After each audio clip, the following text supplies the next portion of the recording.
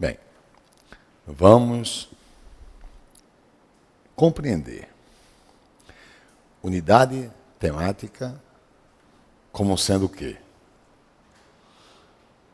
Tópico ideativo que se contextualiza no tema proposto. Tópico ideativo que se contextualiza no tema proposto. E vamos deixar bem claro que essa unidade temática, pelo que vimos no bloco anterior, ela vai quebrar a abrangência que é todo e qualquer tema. Se o tema, raciocina, nos leva para a ideia de abrangência, qualquer tema é abrangente. Então você vai pouco a pouco tirar do tema unidades. Percebe a lógica da teoria? Você vai tirar unidades do tema. Cada unidade que você seleciona, você garante o quê? Uma quebra da abrangência. Então, quanto maior o número de unidades, maior será o quê? A progressão temática externa. E entender que os temas que você terá que selecionar quando a comissão não os traz, né? Os temas, as unidades temáticas, aliás, elas terão de, quando a comissão não trouxer as unidades temáticas, você vai ter que trazê-las, mas deixando claro que elas terão que trazer objetividade. Elas representam objetividade. A progressão temática externa é justamente quando o texto traz mais de uma unidade temática. E é uma coisa que eu pergunto muito ao candidato que está propondo escrever um texto para a prova pública, se o texto dele alcança a progressão temática externa. A progressão temática externa só ocorre no texto quando o texto trouxer mais de uma unidade temática. E não é só redação, não. Você vai assistir a um filme, se você começar a ver atentamente o filme vai trazer mais de uma referenciação, mais de uma unidade temática. Aquela que ficar em evidência, em relevo, em hierarquia maior, é a centração temática do filme. Então, o filme traz progressão temática externa.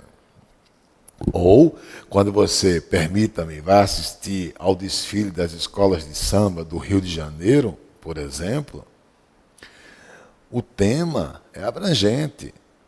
A escola de samba divide o tema em alas.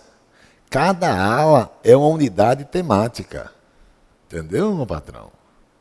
Entendeu, minha patroa? Cada ala é uma unidade temática.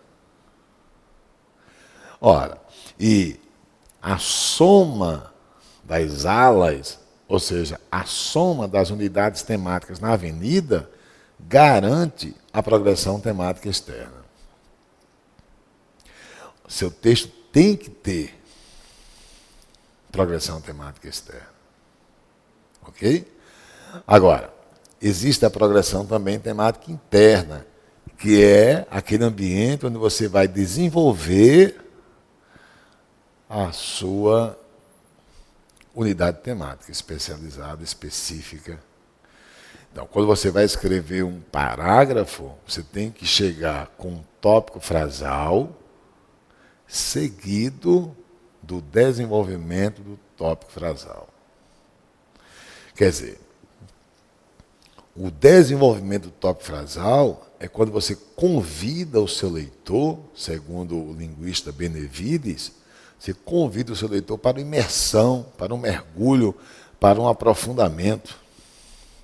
Eu peço para você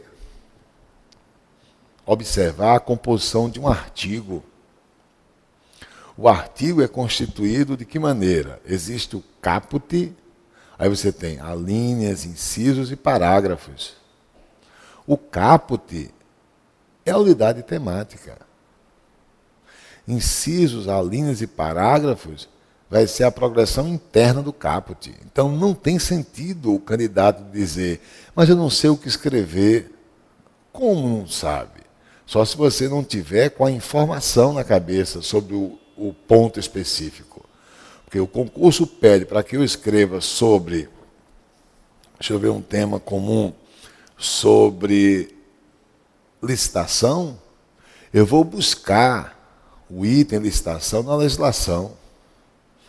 Ora, no momento em que eu seleciono um caput e coloco como tópico frasal do meu parágrafo, contextualizado esse caput em um tópico afirmativo, de maneira concisa, em seguida eu vou desenvolver. Onde é que eu vou buscar informações para o desenvolvimento? Nas alíneas, nos incisos e nos parágrafos. Está entendendo? Se o meu tópico frasal tiver estrutura composta, igual a sujeito composto em língua portuguesa, ele vai ter mais de um núcleo. Imagine o meu tópico frasal do parágrafo, que é a afirmação primeira, digamos assim, do parágrafo.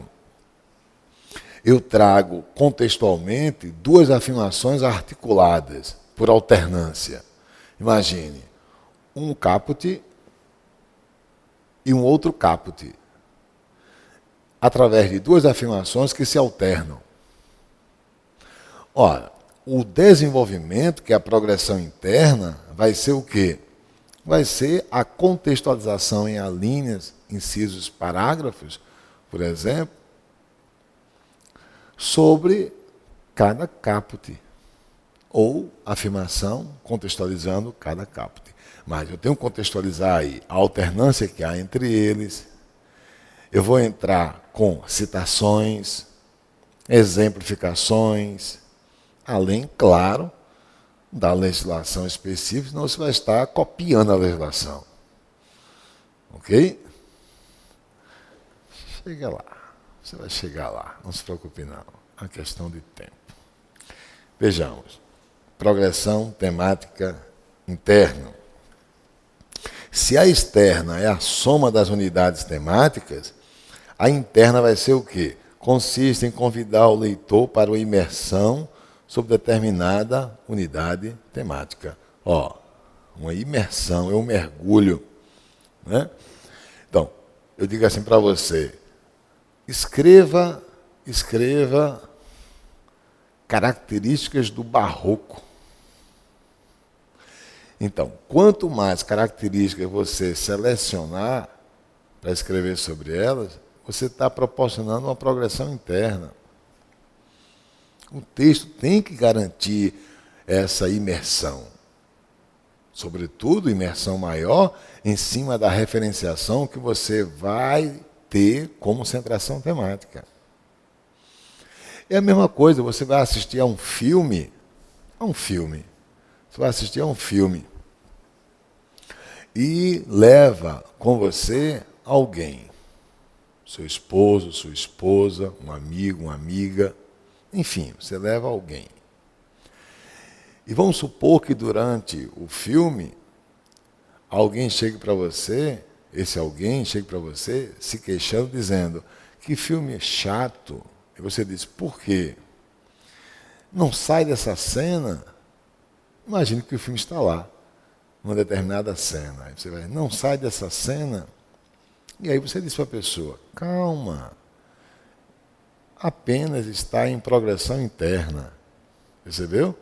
Então, no texto é a mesma coisa. Vai ter momento em que você vai garantir maior progressão interna e justamente é aí que você vai estar com o seu avaliador em imersão. Você proporciona essa imersão, esse aprofundamento, esse maior detalhamento. Igual a certos artigos na legislação apresentam mais o que? Incisos em relação a outro, mais a linha em relação a outro artigo. Né? Tem artigos curtos, tem artigos longos. Ok? Então, fique com isso. Progressão temática externa, quando o texto traz mais de uma unidade temática. Progressão interna consiste em convidar o leitor para uma imersão sobre determinada unidade temática. Olha o exemplo. Vamos para um exemplo. O tema é esse, a violência nos presídios públicos do Brasil. A violência nos presídios públicos do Brasil. Você pede para que eu escreva sobre isso. Antes de escrever qualquer linha, eu tenho que, no meu rascunho, selecionar unidades temáticas. E aí eu vou imaginando a corrupção de agentes penitenciários. Isso tem a ver com o tema proposto? Tem.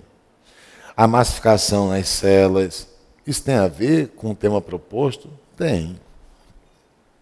O tráfico de drogas subsidiando a criminalidade, garantindo favores a presos. Isso tem a ver? Tem. Falta de autoridade e competência do governo. Necessidade de leis mais rígidas que vençam a impunidade dos que transgridem o gerenciamento dos presídios. E você sai selecionando. É interessante que você, em meio ao tema proposto, selecione umas 4 unidades temáticas. E das 4, se o concurso pede no mínimo 25 linhas, no máximo 30 linhas, fique com 2 que você tenha maior habilidade para desenvolver. Agora, tem que ser assim. No momento que você opta por 2 referenciações, antes de escrever, tenta observar qual vai ser a centração temática, X ou Y. E qual é a articulação que há entre as referenciações. Isso tem que ser contextualizado. Essa aula número 1, amigo online, você amiga online, é para você ter uma visão panorâmica do que é o texto. A partir da aula número 2, eu vou começar a gerar a oficina para escrever tudo isso. Mas eu quero que você observe nessa primeira aula o que é progressão temática, o que é centração temática, o que é a articulação macro no texto, em que consiste diferenciar objetividade de subjetividade, como distinguir um texto dissertativo de um texto opinativo, de um texto informativo. Fique com essas informações. Ok? Tá bem? Vamos dar sequência. Olha esse texto. Texto 3. O conceito de verdade e sua utilização no jornalismo. Minha pergunta é simples.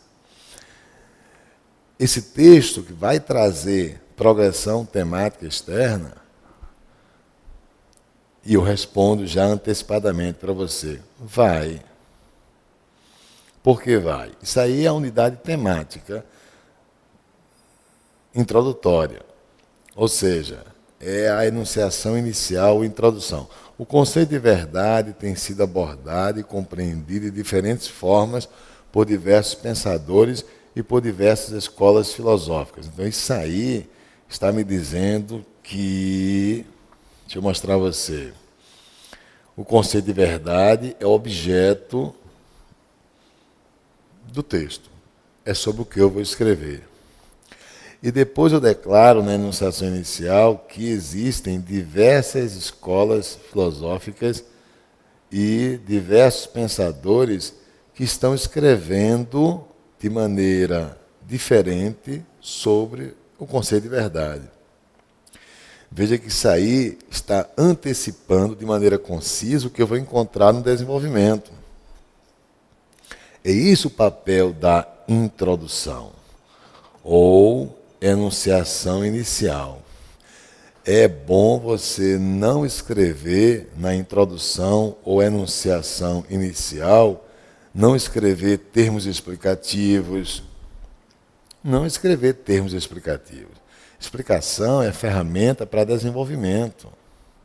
Não escrever exemplificações. Exemplo também é ferramenta para desenvolver e não para ser posto em introdução. Veja que a introdução tem que ser algo que sintético. É o que eu estou vendo aqui.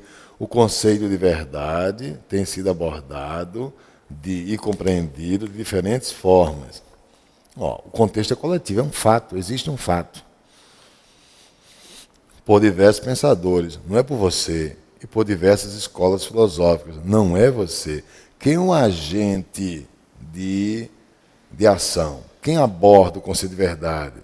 Pensadores diversos e escolas filosóficas diversas. Então, apenas apresente o fato. Essa é a enunciação inicial. Ela antecipa, portanto, o que vai ser encontrado. E aqui você tem,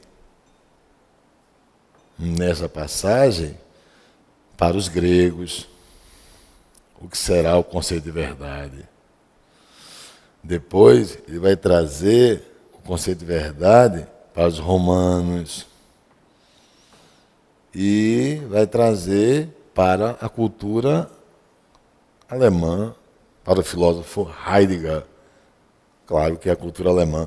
Quer dizer, está de acordo com o que existe na introdução, que existem diversos pensadores e diversas escolas filosóficas abordando o conceito de verdade.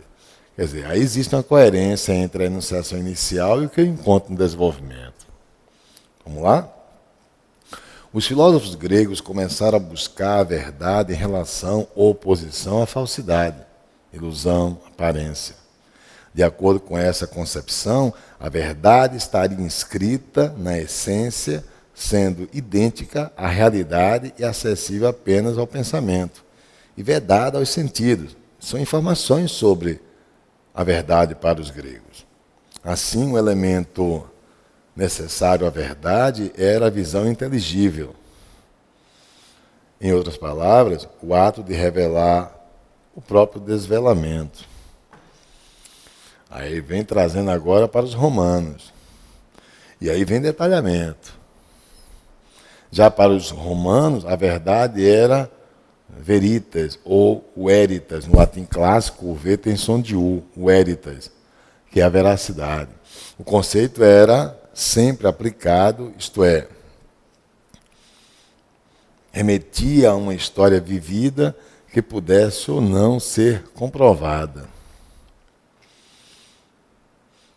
Essa concepção de verdade subordinava, portanto, a possibilidade de uma verificação. A formulação do problema do critério de verdade ocupou os adeptos da gnosiologia, aqueles que se dedicavam ao estudo das relações do pensamento e de seu enunciado, sua forma de tradução na comunicação humana, com objeto ou fato real, em que se buscava uma relação de correspondência. Para a lógica, o interesse circunscrevia-se na correção e ou coerência semântica do discurso, da enunciação, descartando a reflexão sobre o mundo objetivo. E agora vem a terceira imagem, que é o conceito de verdade para a cultura alemã. Para o filósofo Heidegger, as verdades são respostas que o homem dá ao mundo. Ressalte-se a utilização do termo no plural, quando o conceito de verdade perde o critério do absoluto e do indivisível, ou do indivisível. Portanto, não haveria mais uma verdade filosófica, mas várias verdades.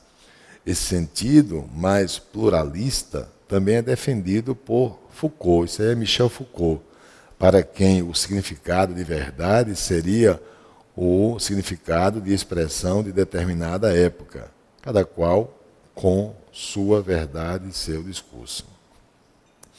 Observe, só para antecipar algo aqui, que para o filósofo Heidegger, as verdades são respostas que o homem dá ao mundo. Isso é o tópico frasal. Veja que esse tópico frasal, contextualizando o desenvolvimento 3, ele é pura objetividade. As verdades são respostas que o homem dá ao mundo, não é para o autor que está escrevendo o texto, é para o filósofo Heidegger. E aí, em seguida, ele vem com o desenvolvimento. O que segue aqui não é mais do que a progressão interna sobre esse tópico frasal. É importante que você vá se ambientando a compor parágrafos partindo justamente de paralelismos. Tópico frasal, progressão interna do tópico frasal. Que isso eu vou detalhar na aula 2. A aula 2 é voltada para a composição de parágrafos, como escrever parágrafos. Ok? E aí vem, portanto, não haveria mais uma verdade filosófica, mas várias verdades. Esse sentido mais pluralista também é definido por Foucault, para que um significado de verdade seria o de expressão de determinada época, cada qual, lógico, com sua verdade e seu discurso. E aí tem referências sobre a autoria do texto. Bem, antes de fazer menção à centração temática, permita-me um detalhamento. Percebeu que esse texto, retome o texto depois, você vai perceber que o texto, ele garante o quê? Ele garante progressão temática externa, sem dúvida alguma. A minha intenção ao colocar esse texto foi mostrar a você que o texto é dividido em alas, lembra? Igual a escola de samba, ao desfilar, em unidades temáticas. Agora, o autor tem que garantir uma hierarquia entre elas, para gerar a centração temática. Por isso que nas provas de português, quando você vai fazer questões envolvendo interpretação de texto, é comum se perguntar qual a ideia principal do texto, ou qual a ideia central do texto,